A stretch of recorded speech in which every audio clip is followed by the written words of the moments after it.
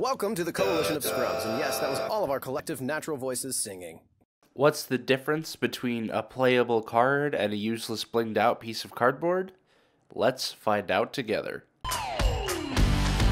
I'm the man, I got the plan. When it hits the fan, do all I can, do all I can.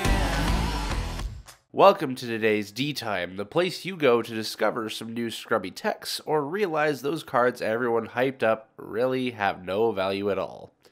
Today we will be covering Forbidden Droplet, but before we escape into this world, be sure to check out everything down in the description, such as my YouTube channel as well as my podcast, The Hammer Cardcast, all of my social media, and of course all of the other creators on the Coalition of Scrubs. They are all magnificent individuals and deserve some recognition. So without further ado, let's slide into the Forbidden Drip. In normal fashion with these D-Times, I will divide this video into 3 sections. The analysis of the card itself, some alternate options for cards with similar outcomes, and finally whether the card is even worth running. Introducing Forbidden Droplet, the card that allows you to send cards you control on your field and in your hand to the graveyard. From there, you can choose, without targeting, a number of effect monsters your opponent controls equal to the number of cards you sent for the cost, and negate their effects as well as slicing their attack values in half. On top of that, the card prevents any responses by any card that shares a type with what was sent to the graveyard as cost. For example, if you were to send a monster and a spell to activate Forbidden Droplet, your opponent would not be allowed to use either of those types of cards in response to it. Oh, and you may only activate one of these cards per turn. This effect can be pretty good, but with how steep the activation requirement is, it can be very situational in what decks to use it in. There are some obvious ones that could easily get away with playing this card that want their items in the graveyard, such as Salaman Great, Orcust, Phantom Knights, Burning Abyss, etc. The negates are just an added bonus for a setup on their plays going second. With how extortionate this card is in price, it is more than reasonable to have a desire to look for stand-ins, which is why I shall now advance into that segment of the video. Number 1 on the list, Dark Ruler No More. Essentially, Forbidden Droplets is just a power-crept version of this card with a much steeper cost. And I'm not just talking about the cards you have to send to the graveyard. Dark Ruler No More currently sits in the $10 price range, whereas Forbidden Droplet is coated in a layer of extravagance and rests calmly at an expenditure of $90 per copy, due to its only printing being a secret rare out of the Rise of the Duelist set.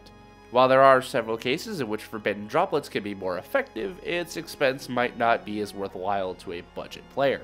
The number 2 slot of this lineup is being delivered to Infinite Impermanence.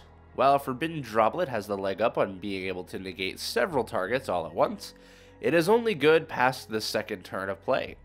Infinite Impermanence can be used at any point during the game, whether it is able to be played from the hand or from the back row. Another hand trap that can fit into this category is Psy-Frame Gear Gamma, accomplishing close to the same goal as Impermanence, but also getting the added bonus of destroying the monster card it negates, and even then gives you 2 free monsters to use, provided it's done during your turn as they banish during the end phase. For the final position of this menu, I will bring up Super Polymerization. While it does not outright negate the effects of monsters, it can clear them off of the field before they ever get the chance to activate, while also gaining you a monster to use for your own plays and at spell speed 4, so your opponent may not use effects in response to it. This card can also be noted as the second cheapest on this list, right behind Psy-Frame Gear Gamma. To keep this wet ball rolling, I suppose it is time to deliberate on the effectiveness of this card. While Forbidden Droplets is more than capable of seeing success in competitive play, as it stands, it is currently not the best option for the majority of players or even just more strategies. With the exception of a few decks, most do not prefer this type of disadvantage to accomplish the task. There are so many other ways to play through problems such as that. So to answer the question, is this card good enough to play? No, I really can't say that it is. Not yet anyways.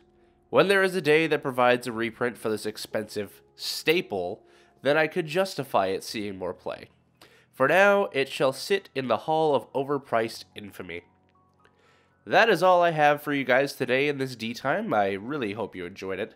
Be sure to let me know down in the comments your thoughts on the card, or maybe some cards that I forgot to discuss as different options. Also, don't forget to like and subscribe to the channel for some future scrubby content, not only from myself, but as well as from the other creators involved in this channel. Thank you guys for your support. Remember to have fun and make your move. Peace out.